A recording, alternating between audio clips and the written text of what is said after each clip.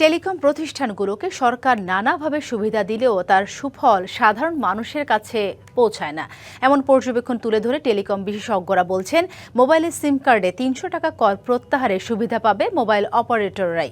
এতে ভোক্তাদের কোনো উপকার হবে না। Technology industry policy advocacy platform আয়োজিত সেমিনারে উঠে আসে এসব তথ্য।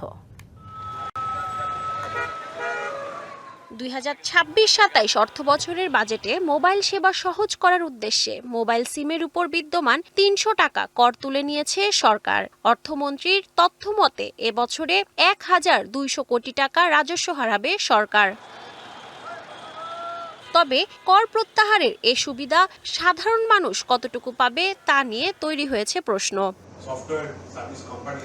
মঙ্গলবার রাজধানীতে technology industry policy advocacy platform আয়োজিত সেমিনারে বিশেষজ্ঞরা বলেন, সিমের উপর কর তুলে নিলেও ভয়েস ও ডেটা সেবার উপর সম্পূরক শুল্ক থাকায় গ্রাহকরা সরাসরি কোনো সুবিধা পাবে না। কমবে না গ্রাহকের সেবার খরচ, বরং মোবাইল অপারেটরদের মুনাফা বাড়ার সুযোগ তৈরি হবে।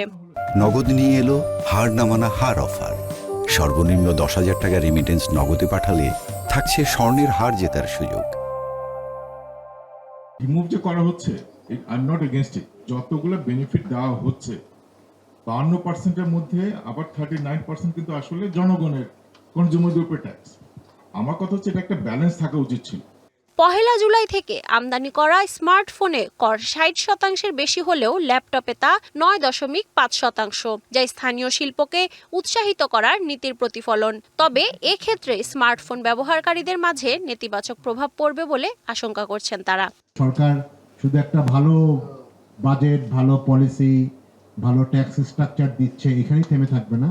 এটার যাতে ব্যবহারিক জায়গায় এটাকে ইমপ্লিমেন্ট করা যায়, সেটার ব্যাপারেও সরকার পক্ষ থেকে উদ্যোগ নেওয়া হবে।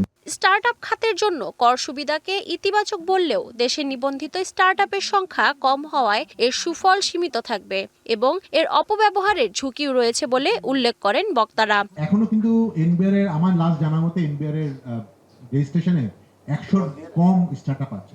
Lamia Hossain, DBC news, Dhaka.